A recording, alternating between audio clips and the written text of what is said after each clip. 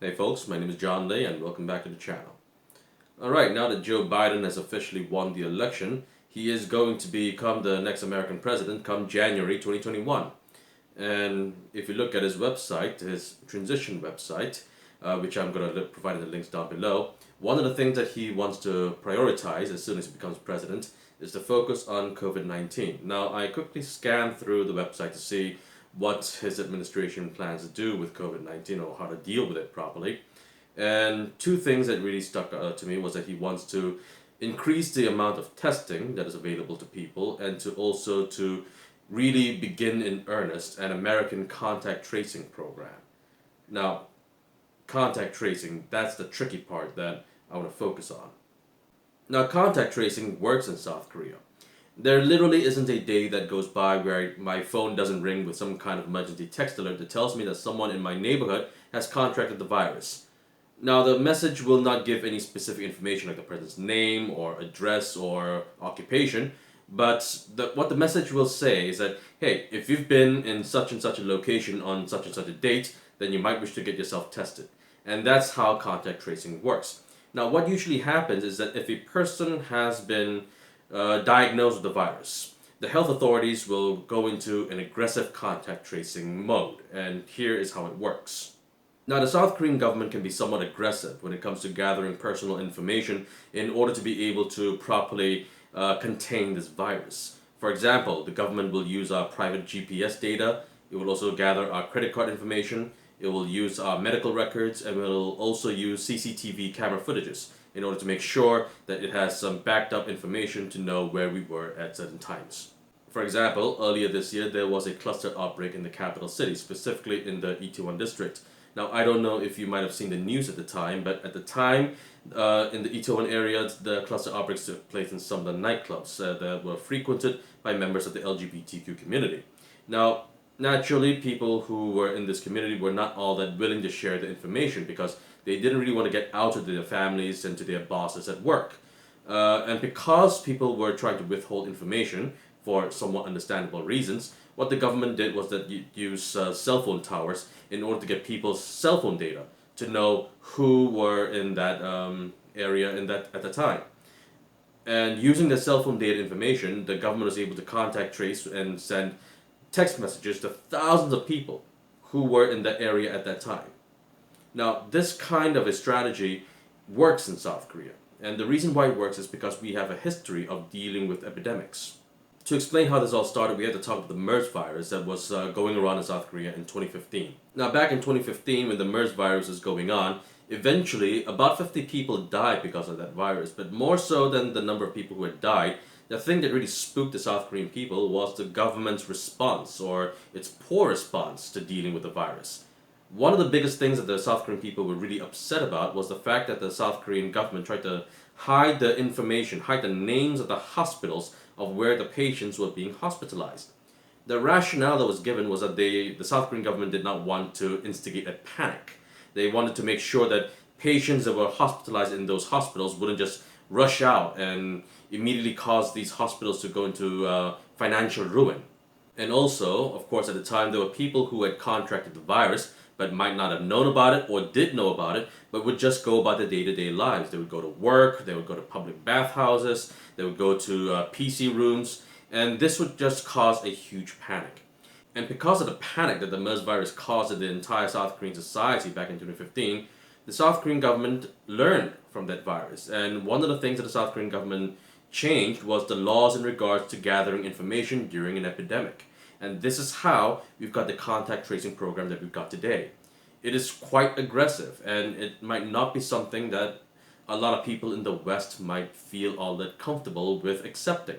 And that is the biggest worry that people have in Asia about whether or not the Biden administration will be successful with their COVID-19 programs. Now, contact tracing and testing really worked in South Korea.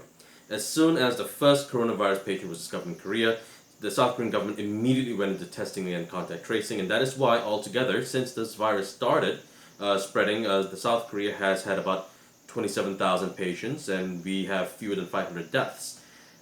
That's not going on in Europe or in America right now. In America, there are millions of people who have been infected with the virus, and there have been more than 200,000 deaths. At this point, though I'm not an epidemiologist, sorry, I have trouble pronouncing that word, although I'm not an epidemiologist, I'm not quite sure if contact tracing might even work in some places like America right now. But it's not just about the sheer numbers that the West has to deal with. It also has to do with the willingness of the people to share their private information with the government.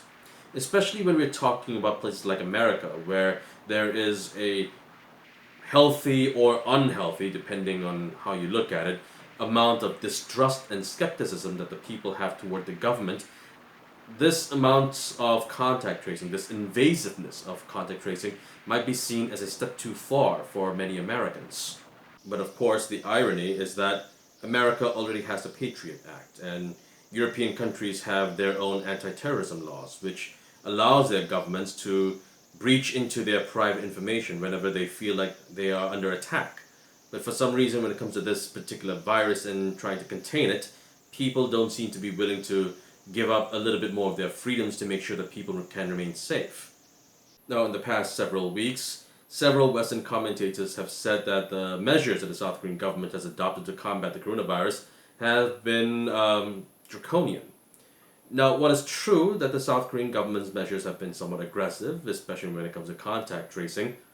It's also true that South Korea has only about 27,000 total cases and fewer than 500 deaths.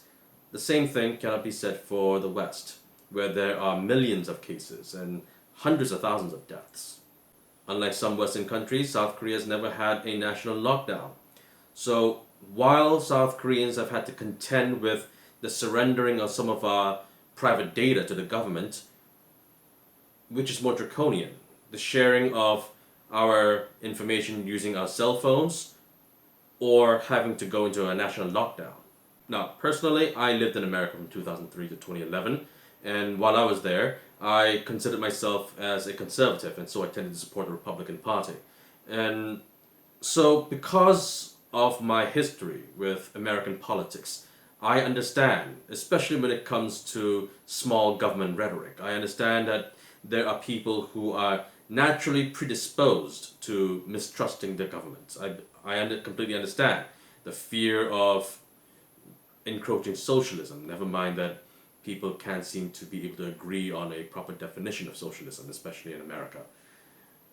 But what's really maddening about a lot of people's just knee-jerk reaction toward cooperating with the government to combat this virus is that a lot of people, especially those who are on the more conservative side of the political spectrum, seems to have forgotten that the Constitution or the Bill of Rights, when we talk about people in America specifically, is not a suicide pact.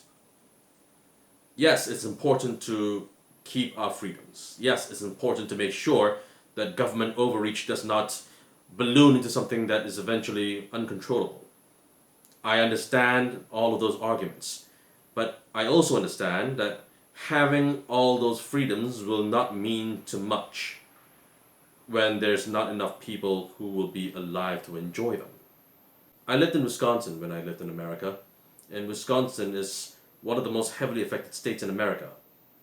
And it's absolutely heartbreaking to know what my friends are having to go through right now. The Constitution is important, yes, but it's also not a suicide pact. The coronavirus has been mismanaged, to put it mildly, by the US government.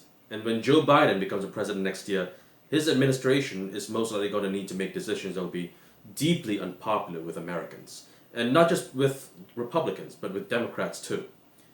For example, there seems to be this belief amongst Americans that as long as you're wearing a mask and you're outdoors, then the chances of you getting the coronavirus will be quite slim. But that's not entirely true. There was a massive protest here in South Korea in August, and through contact tracing, it was discovered that due to that protest that was held outdoors, hundreds of people contracted the coronavirus. When Joe Biden becomes a president next year, he's going to need to work with the Senate. He's going to need to work with governors. And he's going to need to have the entire US government, from the federal all the way down to the local governments, to pass laws that will restrict certain freedoms that people are used to. And this will not be popular. And I'm not quite sure if in this hyper-partisan political environment, if the American people are willing to make these kinds of compromises, these kinds of sacrifices that are necessary to contain this virus. The world needs America to recover. We need America to retake its leadership position. In the past 4 years, while Trump has been president, America has been largely absent from the international stage, and its absence has been felt, and it's been painful. There are a lot of problems that the world has to face beyond COVID-19. We haven't even begun to talk about climate change, which is another thing that we absolutely must talk about. But before we can even talk about that, we need to talk about this. There are a lot of fires that we need to put out, but we need to put out one fire out at a time. I really am ecstatic that Joe Biden won the election, but he's going to need to work hard and succeed from day one. And I wish him the best, and I wish Americans the best. Okay, that's the end of this video. If you like this video, don't forget to click on the like and subscribe button as well as the notification bell. And if you have a comment, leave it down below. My name is John Lee, and I'll see you all next time. Bye.